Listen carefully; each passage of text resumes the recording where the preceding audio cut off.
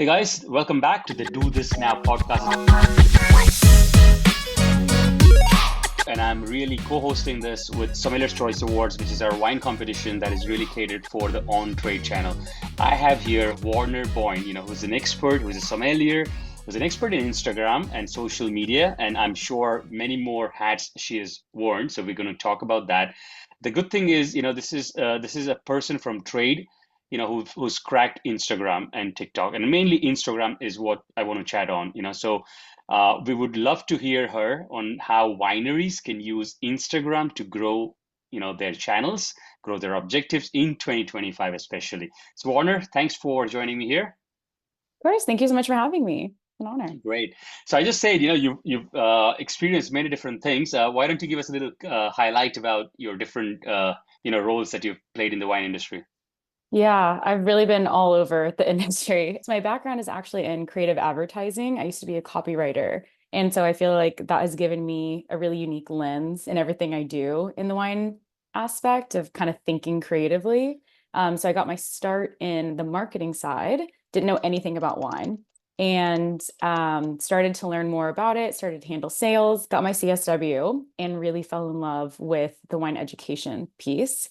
And so I started leading tastings at the first winery I worked for.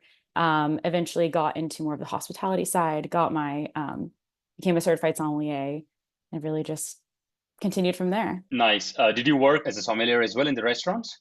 Not on the restaurant side. No, it's interesting. My whole career has really been on more of the Supplier production side? side. Got it. Supply. Got it. Yeah, exactly. Super. So I mean, you can completely understand, what their digital marketing team would want and what they're trying Yes, to do there, right? So let's go very much right so. there. First question is defining sort of your brand tone. You know how we define a strategy of Instagram. You will have a content calendar. You will have a plan. Hmm. So give us a one-on-one on if someone's really want to take a step back on what they should do, Hmm. in planning, in defining their audience, and just give us a little one-on-one there. Yeah, absolutely. I think, it's an interesting question because this answer 5 years ago would have looked very different. I think the whole social media sphere is changing where Mm-hmm. it's moving away from a more polished view and more of just an authentic, more natural approach. Mm-hmm.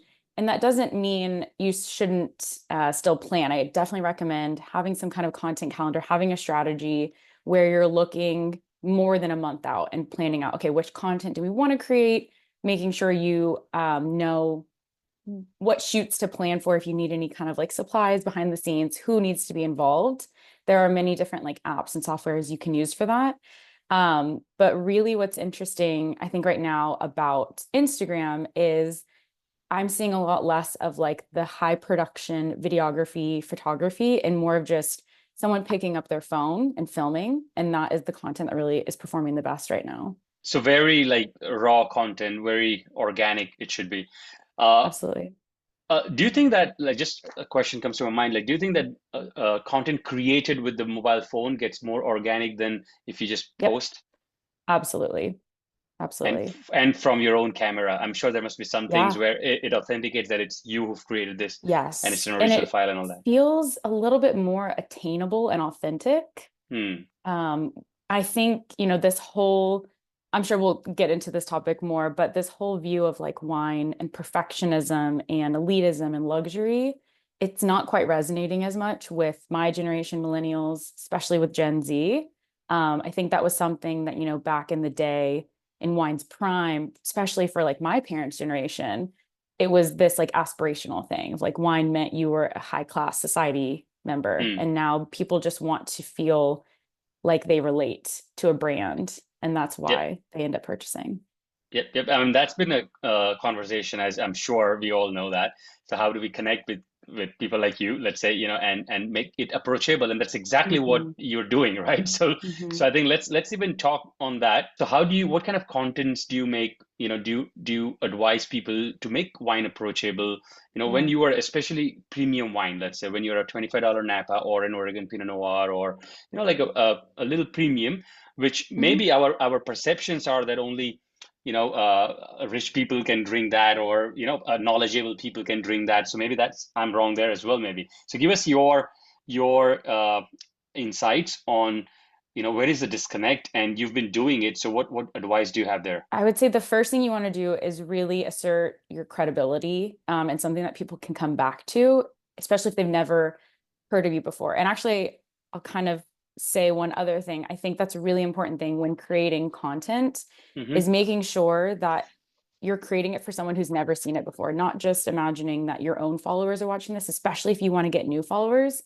So something that I do in my videos a lot of times is I'll have like a hook, and then I'll give myself credibility. I'll say, I'm Warner, I'm a snob-free sommelier here to help you feel more confident about wine. So if you've never seen my videos before, you know exactly what kind of value I can provide to you and that I, have credibility to talk about this. So Do I you think do that in every video? Like, not hi, every you introduce yourself? video. I Every would say other maybe like little bit. 50% of them. Yeah. Understood. And I think that has been a really key thing in building up a very solid and engaged community on my end. And I strongly recommend other people doing that as well. Mm. Not just assuming that everybody knows who you are. It could even be something like, hey, we're X winery based in Napa, known for blank wines. And then maybe if there's certain kind of content that you plan to have, like what kind of value you're able to give people. But I think in figuring out like a target market, really thinking about what is your differentiating factor as a winery, right? Because at the end of the day, wine is fermented grapes, but what makes your wine stand out? And it can't be the fact that it, unfortunately, even though it is very important, it can't be the fact that it's family owned, multi-generational estate vineyards, because so many people have that it doesn't really stand out anymore.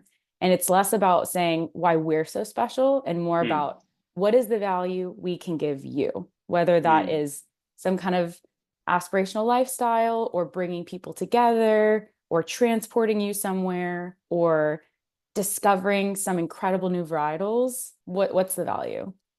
So give us some example of like it's for you, right? Like as you say, like Mm-hmm. give it for them. It's for them to talk less about yourself.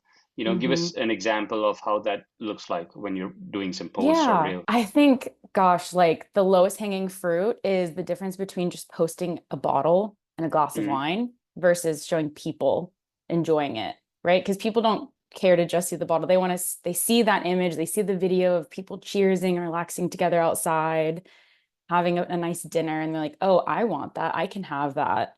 I think some brands do a really great job of um, like the first one that's coming to mind is like Ron Bauer. They have such a strong following, and a lot of that has been very organic over the years, but they're so rooted in like the sense of family and sharing Ron Bauer with your family that it ends up getting like passed down. So like kids absolutely love it because their parents drink it and their grandparents drink it.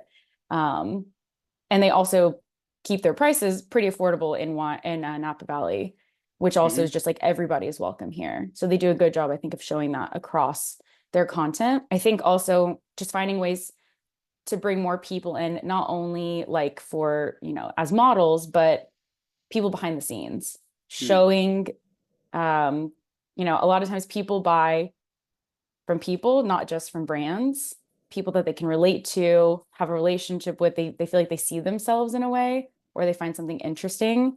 I personally, there are many brands that I'm loyal to because they show me so many things behind the scenes on social media. I think it's so fascinating to see like pack an order with me, or here's really what goes on. Here's like the nitty gritty. We only see like the most beautiful, perfect views of wine. Like show the nitty gritty, pick up the camera. Something you don't think is interesting is going to be fascinating to people Mm. behind the scenes because wine has this like mystique to it, and a lot of people don't know what's going on.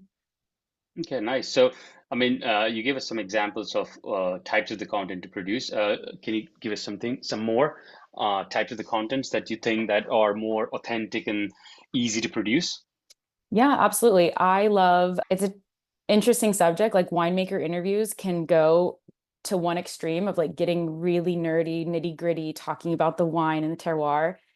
For some people that are in the wine industry, trade people, we understand that. We appreciate that information. I would say for 95% of the world, they don't care about that kind of stuff. A little bit of information is helpful about the wine, but really, I think what I want to see more of is like, I want to know more about the winemaker themselves, like fun interview questions, like, what's your favorite part about your job? What's your least favorite part? What's the hardest part about your job? What do you do for fun? what's the biggest mistake you've ever made in winemaking? What have you learned from it? People really just are coming on social media to either be entertained or educated in some form or fashion. Hmm. And how can you communicate that, with your brand instead of just, this is wine, this is good, this is fancy, this is a good gift. Got Um, it. Got it. yeah, What about, when you have a business objective, right? Like you really want to drive D2C sales, or you want to drive some trade awareness, or you want to talk about your medal win or a placement that you won in Total Wine or Bevmo. How far do you advise brands to go on a hook, let's say, or if there is a philosophy where maybe five give and one ask sort of thing, what do you advise on self-talk or self-promotion absolutely. strategies, or any good examples to sort of even mention that to your audience? Yeah, and I think, definitely you want to share those wins. It shows your own credibility and it's, a huge accomplishment. But I think having some kind of hook, especially if you're doing it in a video form, like having a hook is really important in any video.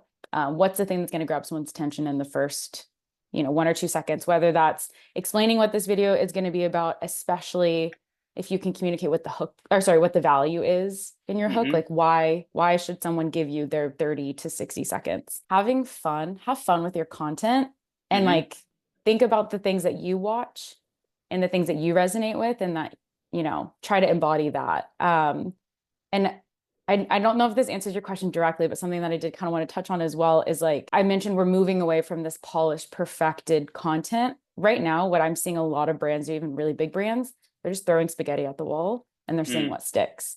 And you have to put out a good amount of content to see what works. Mm. But then once things start working and people, start realizing that you're putting out valuable content, they keep coming back, they're engaged, they're following, they're asking questions, and then you start to learn from them.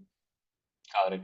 One of the things I've noticed is, when you talk real Main Street, or sometimes, like when you say, let's say Yellowtail is an amazing wine, I love it, for example, or pair this with pizza, or I just found this 6.99 at Total Wine, or Trader Joe's private label, I love it. Those kind Mm-hmm. of things.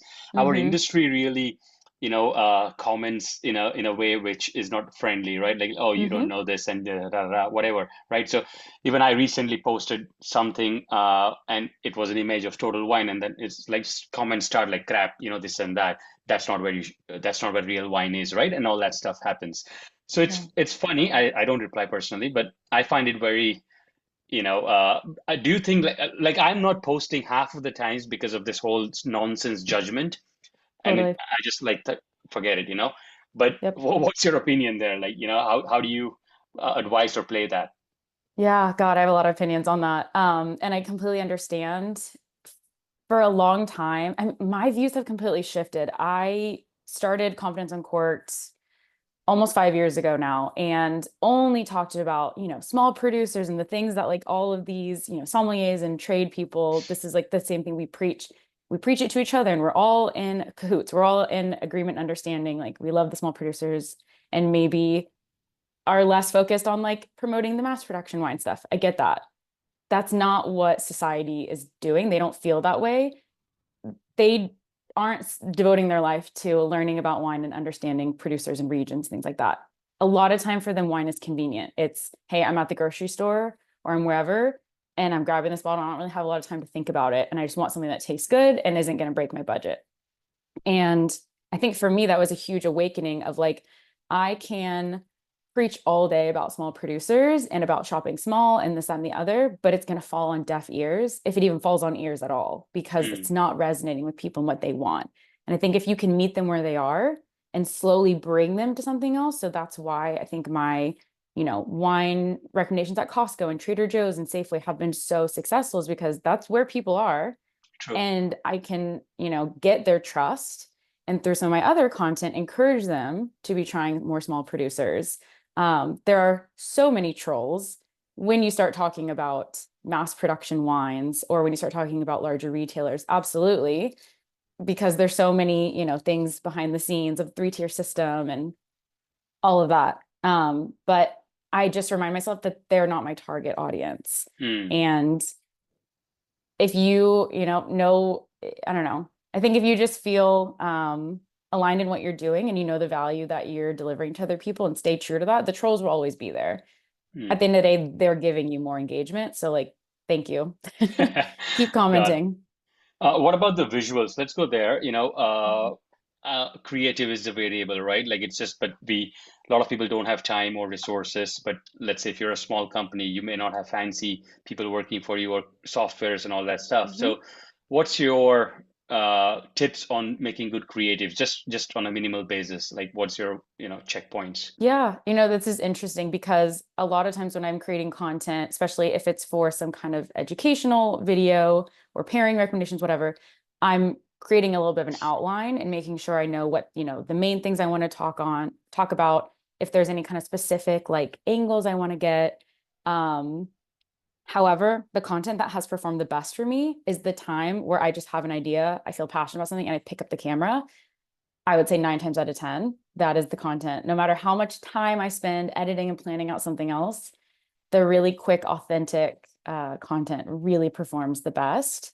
So it's kind of hard to say because you can't always do that. Hmm. But I think having a mix is important. I don't really think there is a right or wrong. And I've talked to a lot of people in the wine industry, on the winery side, that are really trying to understand social media and feeling this overwhelm of like, there's a system, there's a right and wrong way to do this, and we don't really have the time or the manpower. And for me, I think we're away from that now. It's less about having this perfect view. It used to be on Instagram, like you want, every other post is like a quote or a picture or a graphic, and making sure that when you scroll, it looks perfect. Hmm. And we're so far removed from that now. People are really just going on social media, to be entertained in some way, to have a little break from their life.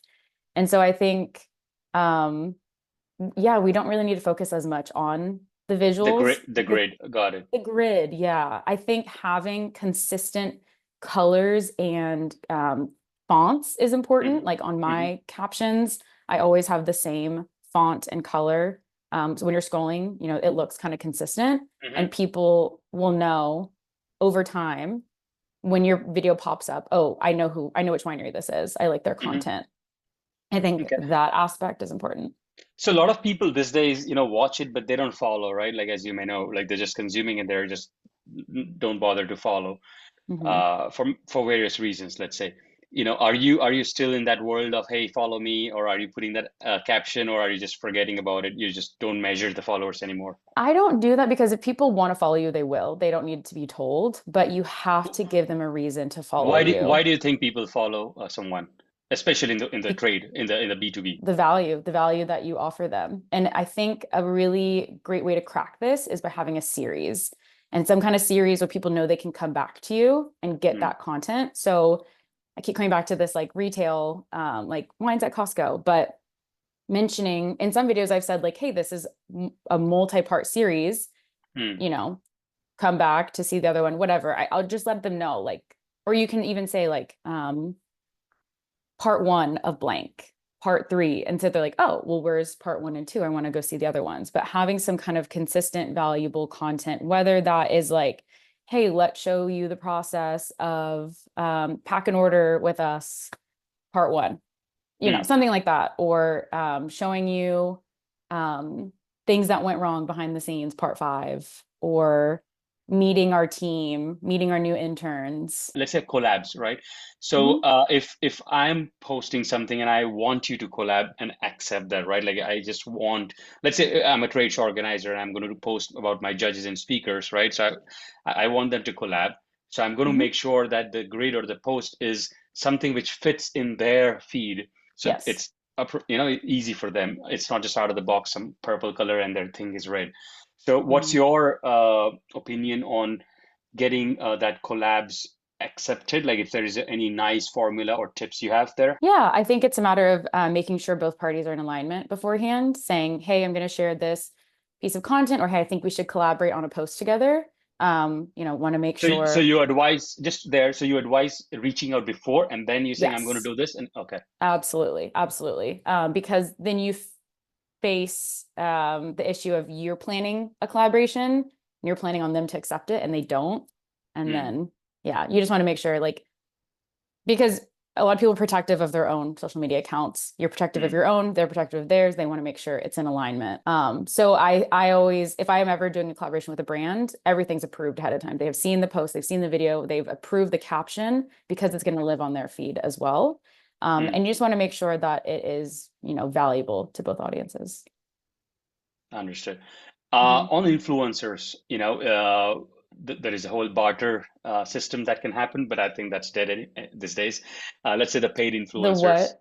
the Oh, the free, bots. the barter, Yeah. where I'll do something and I'll give you a box of wine and you post something. Yeah. I don't think that works anymore, but what's your opinion? Oh, It's yeah, a still? lot of wineries still do that, thinking you can pay with just wine, which unfortunately we can't pay the bills with Got it. wine. So But yeah. give us some three or four different ways a winery can build a nice influencer strategy or, influencer plays. Yeah, I think the most important thing is having a budget first and foremost. I think that's still something that a lot of people in the industry don't understand yet because for so long trade media was we're going to exchange product or experiences for Hmm. your services, probably paid on the back end by some form of journalism. Nowadays, I think wine, to be completely honest, is like pretty far behind where the rest of the industry is in terms of like, or just any industry and understanding how to utilize influencer marketing.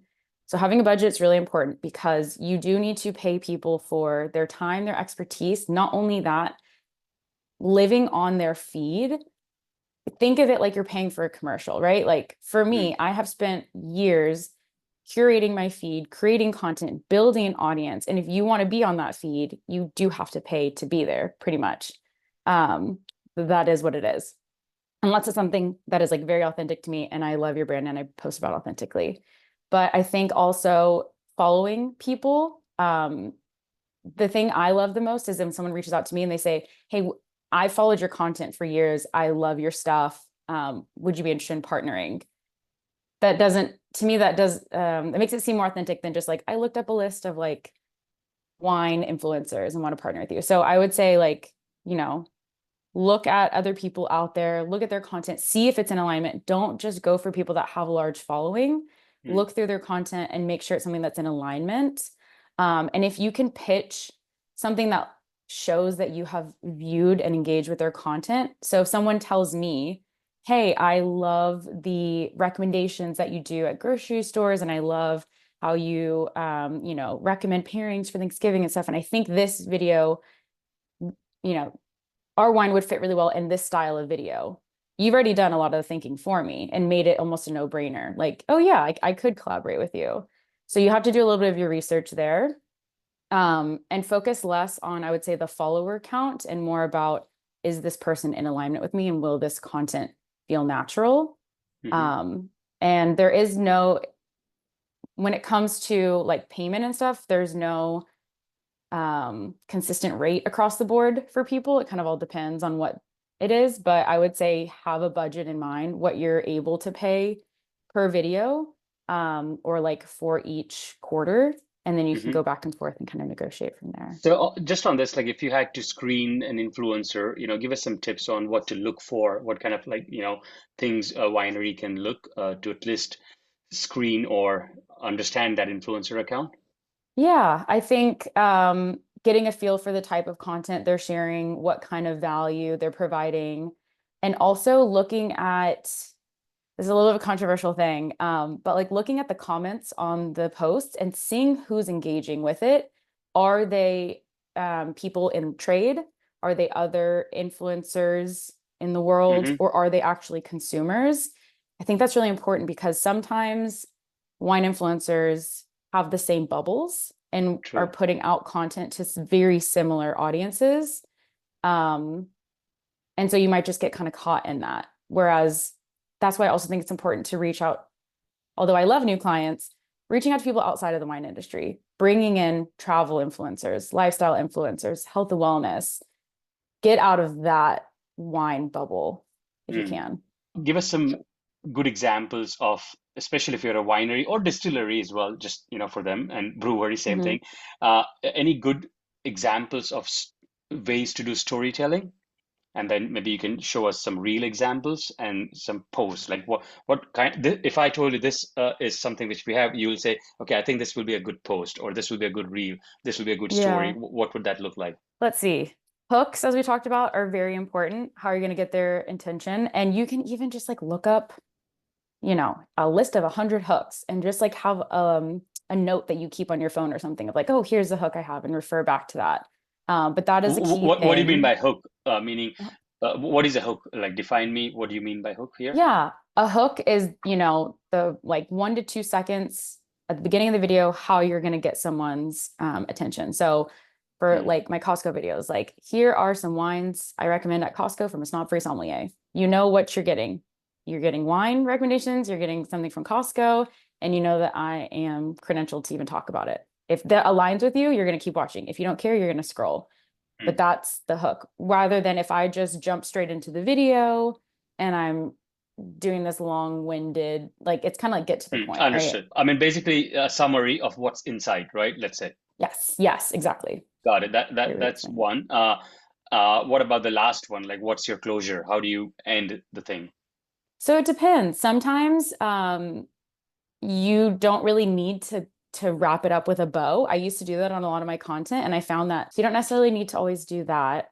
I do think having a combination of like reels and static posts and using the Hmm. carousels are really great. Carousel engagement is actually increasing a lot more right now. It used to be like reels and TikToks were pushed all the way. But yeah, Instagram's and TikTok's algorithm is like pushing those swiping carousels a little bit more now. And I do think that stories are very important. It shows that there's a human behind the brand and that the brand is like engaged. So I think a good rule of thumb is to try to have at least one story a day. I know that's not always doable, especially for like smaller teams. But can you But give if us an you, example? Like, a yeah, story can be a post or a video, or what is a story? okay, so stories are not a good way, I would say, to attract new audiences. Stories are a great way to engage with your current audience. The stories that you see are the ones on your feed of the people that you follow, or if you go to someone's account, you can click on their story. But it's not like a reel where you post a story and a Hmm. bunch of different people are going to see it. So a story, I would say, is anything that is more of just like a quicker thought or stream of conscious, a little bit more so than an actual dedicated post. And that's kind of, those lines are kind of blurring a little bit right now too. But for a story, you can show, like, hey, we just shared this new post, put it in your Hmm. story so that people see that. It is as simple as like showing a behind the scenes of like, hey, we're bottling today. Hmm. Maybe you can capture a couple of videos of that. And then eventually you can turn that into a reel, which will live on your feed. Talking to the camera, showing things around. If you got an award, you just found out, Hmm. screenshot that email, put it on your story. You can utilize links to drive Hmm. traffic there. It's kind of endless what you can do with So, stories. let's just stick there. I think I like this angle here. So let's say you got an award and you're showing it as a story because you're documenting it and you're showing, right? That's Mhm. one way of story. Now, what would you do for a reel exactly for that thing, and what would you do as a post? Give us an example of one particular subject, how you would Mhm. story tell that, how you would make Mhm. a reel out of it, and how you would do a post out of it. Yeah, absolutely. There's some like fun things you can do. You can follow like, everyone's seen like video and audio trends. So like maybe utilizing a sound that is in alignment of something with Hmm. winning an award, and finding a way to make it like fun and funny. And then in your story, that's where I would go a little bit more behind the scenes and explain like, hey guys, like we just won this award. Let me tell you what this is about. This is super cool. Here's how you can learn more information about it. You can try this wine in our tasting room. You can get this in your next club shipment. I think you could even do things like that and turn it into a reel as long as it is really keeping in mind like what's the value. So I think showcasing that award, but then also how does somebody get this? So that's where those other elements come in. Getting in your club shipment, come into the tasting room, or especially having like a sense of urgency with it too. Like, hey, this is going to sell out next month because of this. You want to act on this now, and then utilizing some kind of link. The other thing too is there's this integration that has come out within the last couple of years. Hmm. I'm sure you've seen this where you can say like comment blank and it will send you a link to something. Have you seen that on people's posts before? Now, what is it? So on my videos, I can say like comment. I did like a Thanksgiving pie Mm. recommendation video, and it's like comment pie, and I'll send you the link to this article that I did with this publication with my whole list of pie pairings. It's a great way to get engagement. It Understood. increases increases comments. Comments. People get engaged with your photo and video. But also previously it was like click the link in my bio to go follow this thing. It Hmm. just directly sends somebody a link so they don't have to go through a bunch of steps. But if you post a link in the comments, right, you're going to post it. Hey, here's the link, right, like that. But it's not No, clickable. it's an integration on the back end. There's a Oh, couple okay. things you can use called like mini chat or link DM, and you connect your Instagram on the back end, and basically you program and say like this next post I'm going to share, you set a keyword. So for example, pie. If anyone comments the word pie, this link is going to be sent to them. Or Oh, after got you it. post something, you can connect it on the back end, but it's huge right now. Very Wow. beneficial. The tricky thing with wineries and breweries and distilleries is being mindful of all of the laws and legalities around alcohol. But you can still drive traffic to your website, or even saying like, Hmm. hey, we've got these new like here's all of our award winners, like comment award, and we'll take you directly to our website and you can see all the award winners, or comment gift and you'll be taken directly to our like holiday gifting page. And Nice. Let's do a little rapid round on touching a couple of other subjects.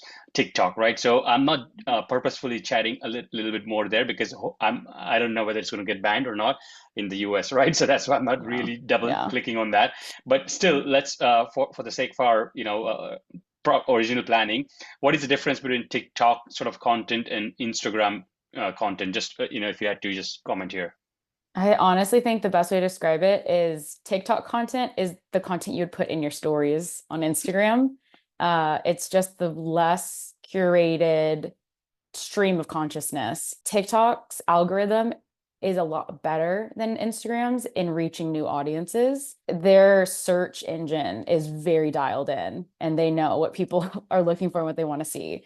So I think any content that you're posting on Instagram, you should be posting it on TikTok for as long as you can now, just to attract new audiences. Other one is organic reach. Like, have you figured out, or I'm sure no one has, but still, have you got any gut feeling on that this kind of content gets more organic, reach? It's so hard to say. It used to be that short form content was king, and the shorter the better. Like 15 seconds was like the max for a while. And Hmm. now longer form content is coming back around as long as it's like valuable. But I would say the sweet spot is still like, 15, 30, 60 seconds if you can. Hmm. Um, there's there's not really a way. I think what's so important to remember about social media is to differentiate yourself. So that's why I argue when people are saying like, well, we don't really know the strategy. The way that like certain brands take off is by having a unique proposition or a unique style of content, Hmm. and that's what Hmm. people come to you for. And sometimes it's like the weirder the better, the funnier the better. I think like Josh Sellers has done a great job of, are you familiar with like their social Yeah, media presence? absolutely. Yeah. Yeah, like they got involved on Twitter and on Instagram and they kind of just like trolled themselves, but they were really timely about it and it's Mm, funny and people come back to them for that. got it.